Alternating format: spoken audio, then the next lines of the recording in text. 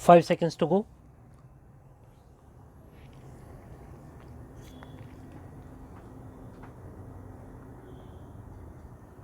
Start. The 6-lane corridor project has attracted a lot of comment and some cynicism. Some have called it a dream, adding that dreams are not supposed to materialize into reality. I beg to differ, and yes, it is a dream, a 7,000 kilometer 6-lane corridor linking Silchar in the northeast to Saurashtra in the west and Kashmir to Kanyakumari is a magnificent dream, a dream for India. If you don't dream, how will your dreams come true?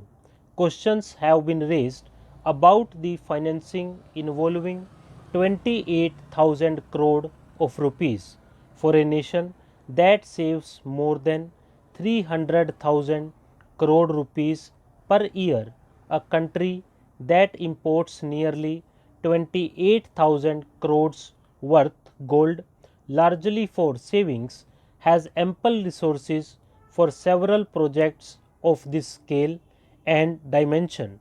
The north south east west corridor, when completed, will save 15,000 crore rupees a year just by way of petroleum products saved and a like amount in wear and tear of vehicles and life and limb of drivers, not taking into account the time saved and efficiency achieved in transportation of goods. We have the will and the means and the technical know-how to undertake this project, and it will move in the direction I outlined in a speech to FICCI. I would like to remind you that Bhakhara Dam was viewed as an impossible dream in the early 50s. More recently, the tunnel under the English Channel linking Britain and France was considered both a technical and a financial impossibility. We will in the near future create financial instruments to channelize your savings and investments in this grand development project. There are enormous employment and investment opportunities in India's information technology sector, which is the fastest growth segment of India's economy. My government is committed to speeding up its growth.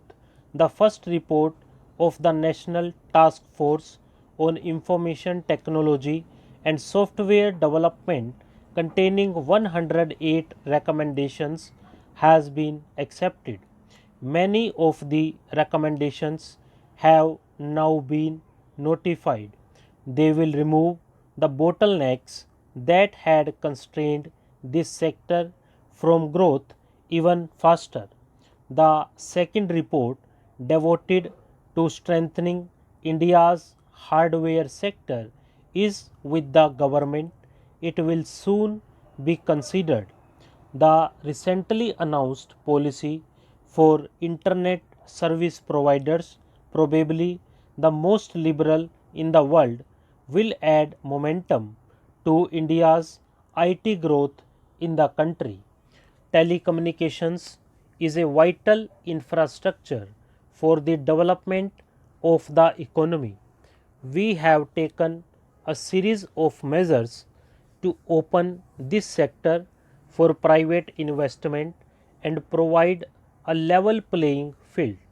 We shall announce a new telecom policy soon to achieve a quantum jump in this sector. The global mobile personal communications service has already been permitted, and the Iridium project has been launched on November 1st as scheduled. It is worth noting that out of 4,000 crore of rupees foreign direct investment inflow in the telecom since 1991, almost 50% has come during this year. This is an indication of the immense investment opportunities and the improving investment climate in this sector. Government has often been criticized, and rightly so, for being long on policy pronouncements and short on implementation. We shall endeavour to correct this imbalance. Time bound implementation of all decisions shall be demanded and obtained. Government shall enforce accountability for laxity and delay. Effective interministerial coordination shall be ensured so that important policies are quickly translated into action. You shall not find us wanting in this regard.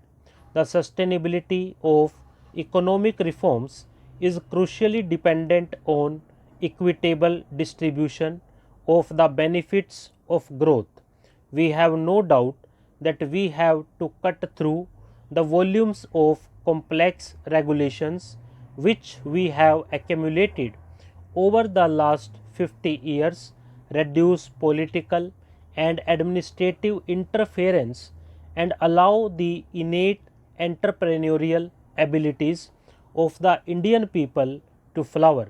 The need for a leaner and more efficient bureaucracy, curtailment of government expenditure, a transparent and targeted subsidy regime, and commercially viable public sector cannot be overlooked. We recognize that increased competition brings in greater efficiency, lowers cost of production, and provides more and better goods and services to consumers. However, the government also appreciates that a more market oriented and less regulated regime does not imply an abdication by the state of its responsibility towards the poor and the disadvantaged. Our policies and programs will adequately reflect both these crucial concerns. Sustainability of reforms in any country is also critically linked to the popular support base of such reforms.